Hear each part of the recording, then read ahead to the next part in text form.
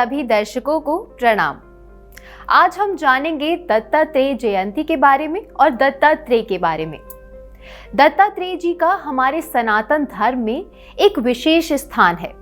दत्तात्रेय जी के विषय पर हमारे दर्शकों से बात करने के लिए हमारे साथ हैं राघवेश जी। हमारे अधिकांश दर्शक इनसे पूर्व परिचित होंगे, किंतु इनका परिचय मैं पुनः बता देती हूँ। राघवेश जी एक रचनाकार हैं, लेखक हैं और साथ ही धर्म जिज्ञासु हैं। नमस्कार।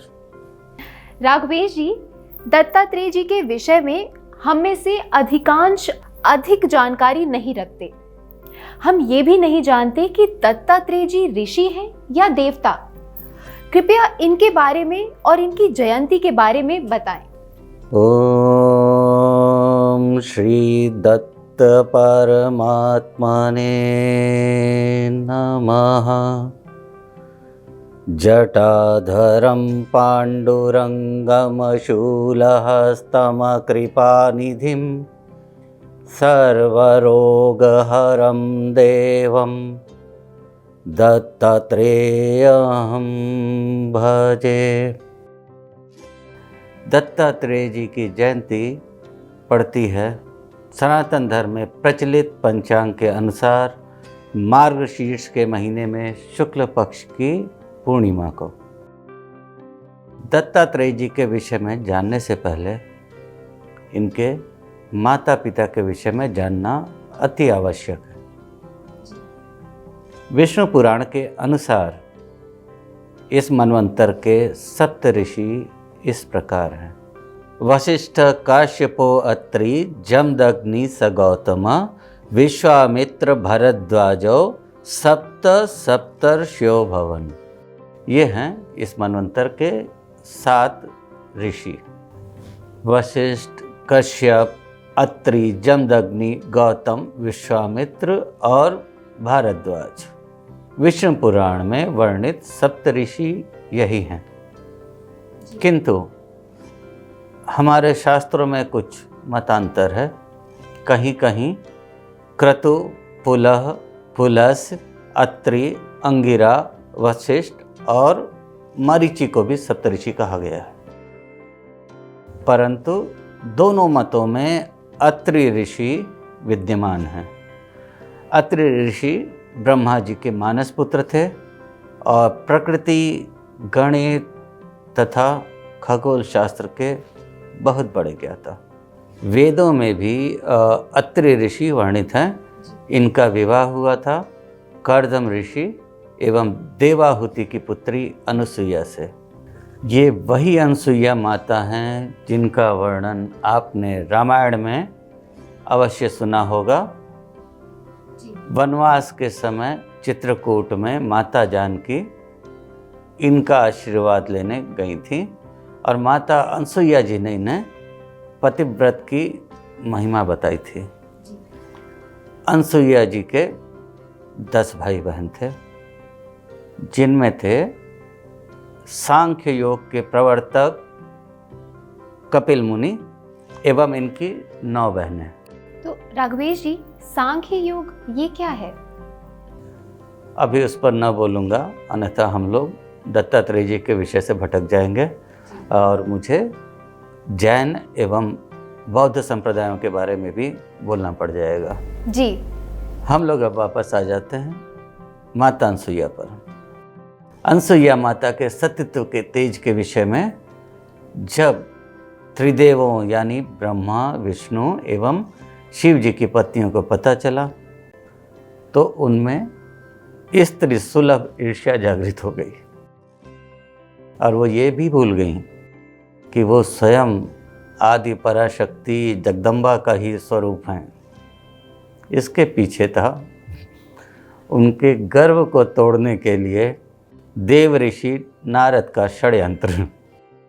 तीनों देवियां अपने पतियों के पीछे पड़ गईं कि जैसे भी हो अनुसुईया के सतीत्व को कलंकित किया जाए, अन्यथा मर्त्यलोक की एक तपस्विन का मान देवलोक की सर्वमान्य त्रिदेवियों से भी ऊपर हो जाएगा। त्रिदेवों के सामने ये बहुत बड़ी चुनौती थी, बड़ी विकट समस्या, क्योंकि उन्हें अनसुईया जी के तपोबल एवं सतीत्व के तेज के विषय में भली भांति पता था। खैर, पत्नियों का मन रखने के लिए त्रिदेव ऋषियों के वेश में भिक्षा मांगते हुए अत्रि मुनि के आश्रम पर जा पहुँचे और उन्होंने समय भी ऐसा चुना था कि जब अत्रि ऋषि आश्रम में ना हों। उन्होंने गुहार लगाई भिक्षा की, तो यतियों की पुकार सुनकर अनसुईया माता बाहर आईं द्वार पर। उन्होंने देखा कि 3 ऋषि भीख मांग रहे हैं, भिक्षा मांग रहे हैं, तो उन्हें वो सादर आश्रम के भीतर बुलाईं और ऋषियों ने कहा कि देवी, हम कई दिनों से भूखे हैं, कृपया हमें हमारी इच्छा के अनुरूप भोजन करा दें। अनसुईया जी तो अपने तप के बल से कब का जान चुकी थी कि ये त्रिदेव हैं और अपनी पत्नियों के हठ के कारण यहाँ पर उनकी परीक्षा लेने के लिए आए हुए हैं। उन्होंने शिष्टता के साथ उनकी इच्छा पूछी। देवों ने पहले से तय किया हुआ था। सस्वर बोले, हे देवी, आप हमें निर्वसन हो स्तनपान कराएं। अनसुईया जी ने मुस्कुराते हुए कहा, अवश्य ऐसा ही होगा। देवलोक से इन घटनाओं का अवलोकन कर रही त्रिदेवियों की बाँछें खिल गईं। तभी अनसुईया जी ने हाथ में जल लिया, कुछ मंत्र पढ़ा और तीनों ऋषियों पर छिड़क दिया। तीनों दुधमुहे छोटे छोटे बालकों में परिवर्तित होकर भूख से रोने लगे। अब माता अनसुईया ने उन्हें पालने में लिटा दिया और निर्वसन होकर एक एक को, तीनों को स्तनपान कराकर सुला दिया। देवलोक में अब त्रिदेवियां सकते में आ गईं। उनका स्वयं एवं त्रिदेवों के सर्वशक्तिमान होने का अहंकार ध्वस्त हो गया। अब उन्हें ये चिंता हुई कि उनके पति लोग वापस अपने रूप में आकर घर कैसे लौटेंगे। तो वो तीनों स्वयं आई माता अनसुईया के सामने और उन्होंने निवेदन किया अपने पतियों को वास्तविक स्वरूप में लाकर लौटा देने के लिए। अनसुईया माता ने उनसे कहा कि वो अपने पतियों को पालने से पहचान कर उठा लें। अब देवियों के सामने संकट ये था कि तीनों शिशु बिल्कुल एक से लग रहे थे। तीनों एक दूसरे का मुंह देखने लगे। तभी देव ऋषि नारद इस स्थिति का आनंद उठाने के लिए वहां आ पहुंचे। उन्होंने मुस्कुराते हुए व्यंग किया कि क्या त्रिदेवियां अपने पतियों को भी नहीं पहचानती। शर्म से तीनों देवियों के सर झुक गए। फिर उन्होंने हड़बड़ी में एक एक शिशु को उठा लिया और उनकी शर्मिंदगी और बढ़ गई जब गोद में आते ही शिशुओं ने अपना वास्तविक रूप प्रकट किया तो पता चला कि हर देवी ने गलत शिशु को ही उठाया था। अनसुईया जी तो विनम्रतापूर्वक हाथ जोड़े खड़ी थीं और त्रिदेवियां अपने ध्वस्त अहंकार के कारण नतमस्तक थीं। तभी अत्रि ऋषि लौटे और तीनों देव युगलों को एक साथ देकर भाव विभोर होकर वो उनकी स्तुति गाने लगे। त्रिदेवों ने अनसुईया माता से कहा कि जो कुछ हुआ उसके लिए तो वो क्षमा प्रार्थी हैं, किंतु वो उनको कुछ वर देना चाहते हैं। माता जो चाहें उनसे मांग लें। तो अनसुईया माता ने कहा कि वो अब उनकी माता हो चुकी हैं और मातृत्व के इस सुख से वो कभी वंचित होना नहीं चाहती। त्रिदेव अपने वचन में ही बंध चुके थे, क्योंकि सृष्टि चलाने के लिए वो अपने लोगों को छोड़कर माता के पुत्रों के रूप में पृथ्वी पर तो रह नहीं सकते थे। इसलिए उन्होंने वर दिया कि अत्रि ऋषि और माता अनसुईया के यहाँ जो पुत्र उत्पन्न होगा उसमें तीनों देवों के गुण होंगे और तीनों देवों का ही वो स्वरूप होगा। आशीर्वाद देकर अब तीनों देवयुगल अपने लोकों को वापस लौट गए।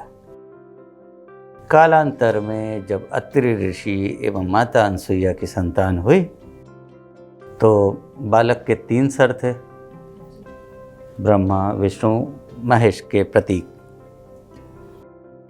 और अत्रि ऋषि और माता अनसुईया जी ने बालक को नाम दिया दत्तात्रेय। बचपन से उनमें त्रिदेवों के गुण बिल्कुल स्पष्ट थे। जी। बाद में अत्रि ऋषि जी एवं अनसुईया माता की और भी संतानें हुई, जिनमें सभी अति प्रसिद्ध हैं। दुर्वासा ऋषि, चंद्रमा ऋषि, एक ब्रह्मवादिनी नाम की कन्या भी हुई थी। राघवेश जी, आपने तो दत्तात्रेय जी की उत्पत्ति की बड़ी ही असाधारण बात बता दी। अब आगे दत्तात्रेय जी के विषय में कुछ आगे की बातें भी बता दीजिए। जो लोग उनके विषय में नहीं जानते या कम जानते हैं, उनको अब मैं दत्तात्रेय जी का परिचय बताता हूँ। जी। दत्तात्रेय जी ब्रह्मा, विष्णु और महेश तीनों के संयुक्त स्वरूप हैं। योग एवं तंत्र के महाज्ञाता हैं। सामान्य गृहस्थ लोग इनसे और इनके महिमाओं से मुख्यतः अपरिचित रहते हैं, किंतु महाराष्ट्र, कोंकण एवं दक्षिण भारत में लोग इनसे काफ़ी परिचित हैं, काफ़ी जानते हैं। बस ये है उत्तर भारत में इनके विषय में जानकारियाँ कम हैं। दक्षिण में इनके ऊपर अटूट श्रद्धा रखते हैं लोग। सनातन धर्म की तीनों शाखाओं शैव, वैष्णव और शाक्त तीनों में बड़ा ही सम्मानपूर्ण स्थान है दत्तात्रेय जी का। और यही एकमात्र ऐसे देवता हैं जिनकी शिक्षाओं में शैव, शाक्त एवं वैष्णव तीनों का सार है। वेद एवं तंत्र के बीच सेतु दत्तात्रेय जी ही हैं। अवधूत साधना मार्ग में दत्तात्रेय जी ही परम गुरु हैं। इनकी अवधूत गीता एक बहुत ही अद्भुत ज्ञान वाली गीता है। ये अवधूत साधना मार्ग है क्या? इसके बारे में भी कुछ बता दीजिए तो अच्छा होगा। महानिर्वाण तंत्र में 4 प्रकार के अवधूतों का वर्णन है।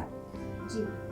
पहले हैं ब्रह्मावधूत, जो ब्रह्म की उपासना में लीन रहते हैं, भले ही किसी भी वर्ण या पंथ के हों। दूसरा है शैवावधूत। शैवावधूत जो होते हैं उन्होंने विधिवत विधि विधान के साथ संन्यास दीक्षा ले रखी होती है। फिर आते हैं वीरावधूत। इनके सर पर बड़े बड़े बाल होते हैं, बिखरे होते हैं। इनके गले में हाड़ यानी हड्डी या रुद्राक्ष की माला होती है।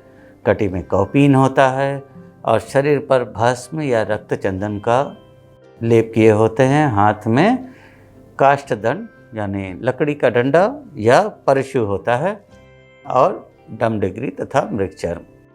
ये हैं वीरावधूत। ये अपने रहन सहन वेशभूषा से बिल्कुल अलग दिखते हैं, किसी की परवाह नहीं करते हैं और इनके ही स्वरूप का थोड़ा विभत्स विकृत वर्णन हमारे उपन्यासकारों एवं फिल्मकारों ने करके अवधूत एवं अघोर तंत्र के बारे में तरह तरह की भ्रांतियाँ पैदा की। चौथे हैं कुलावधूत, जी। जो गृहस्थ धर्म में रहते हुए भी अवधूत परंपरा का निर्वहन करते हैं। जी।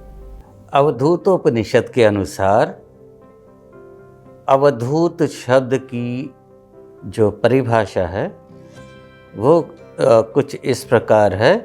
अ से अक्षरत्व, अर्थात क्षरित या नष्ट न होने की योग्यता। व से होता है वरेण्य, मतलब सर्वश्रेष्ठ पद जो कि वंदनीय हो, वंदना के योग्य हो। धू से होता है धूत, जो कि बंधनों से निर्लिप्त होता है, बंधनों से निर्लिप्तता को प्रदर्शित करता है। उसके बाद आता है त से होता है तत्वमस्यादि लक्ष्यत्व। उपनिषदों में कहा गया है अहम तत्वमसि, अर्थात परम तत्व ब्रह्म मैं ही हूँ। तत्वमस्यादि लक्ष्यत्व का अर्थ होता है तत्वमसि की स्थिति को प्राप्त कर लेना या उसकी प्राप्ति ही जिसका लक्ष्य हो। सामान्यतः लोगों के बीच अवधूतों के प्रति गहरी भ्रांतियाँ होती हैं। अवधूत सहजतावादी और सरल होते हैं, एकाकी होते हैं, सामान्य सामाजिकताओं से दूर रहते हुए बिना किसी इच्छा या कामना के, किसी अपेक्षा के अपने आराध्य को पाने के प्रयास में सतत लगे रहते हैं। अवधूत कौन है ये कहना अति कठिन होता है, पहचानना भी कठिन है। वैष्णव, शैव, शाक्त हर मार्ग में अवधूत होते हैं। ये वन में अकेले रहते हैं पर स्वयं में मग्न रहते हैं। ये भीड़ भाड़ में, मेले में भी रहें तो भी वहाँ खुद को सबसे अलग, अकेला और मस्त रख लेते हैं। राघवेश जी, अब हमारे दर्शकों को दत्तात्रेय जी के स्वरूप पर भी कुछ बता दीजिए। दत्तात्रेय जी का स्वरूप है आदौ ब्रह्मा मध्य विष्णु अन्ते देव सदा शिव। आरंभ ब्रह्मा जी हैं, मध्य विष्णु हैं और अंत में शिव जी हैं। ये है दत्तात्रेय जी के तीनों जो मुख हैं, तीनों जो सर हैं, उनकी व्याख्या। और इनके 6 हाथ होते हैं जिनमें ये उन्हीं देवताओं से संबंधित चिन्ह धारण करते हैं। इनकी एक मुखी प्रतिमाएं भी कई जगह मिलती हैं जहां हाथ केवल 2 ही होते हैं। इनके वर्णन में इनके आसपास 4 कुत्ते और 1 गाय भी दिखते हैं। जो सर्वमान्य मान्यता है वो ये है, हालांकि बहुत से विद्वान अपने अपने तरीके से इसकी व्याख्या करते हैं, लेकिन जो सबसे लोकप्रिय है, मैं उसी की बात कर रहा हूँ, वो ये है कि ये 4 कुत्ते 4 वेदों के प्रतीक हैं और जो गाय हैं वो धरती माता के प्रतीक हैं। दत्तात्रेय जी का जन्म होते ही ये 5 अत्रि आश्रम में पहुँच गए थे और तब से ये सदैव दत्तात्रेय जी के साथ ही रहते हैं। दत्तात्रेय जी तो स्वयं त्रिदेवों के ही स्वरूप थे। उन्होंने किसी मनुष्य या देव को अपना गुरु नहीं बनाया, किंतु उनके 24 विभिन्न गुरु हैं जिनके आचार व्यवहार से उन्होंने उनका अनुकरण करके उनसे शिक्षाएं निकाली, उनसे शिक्षाएं निकाल कर ग्रहण की, आत्मसात की। पृथ्वी, जल, वायु, अग्नि, आकाश, सूर्य, चंद्रमा, समुद्र, अजगर, कपोत, पतंगा, मछली, हिरण, हाथी, मधुमक्खी, शहद निकालने वाला, कुरर पक्षी, कुमारी कन्या, सर्प, बालक, पिंगला वैश्य, बाण बनाने वाला, मकड़ी, भृंगी कीट। 24 गुरु। जी हाँ, कथा के इस भाग में मैं अब विदा चाहूँगा। हमारे दर्शकों तक दत्तात्रेय जी के बारे में इतनी रोचक जानकारियां पहुंचाने के लिए धन्यवाद राघवेश जी।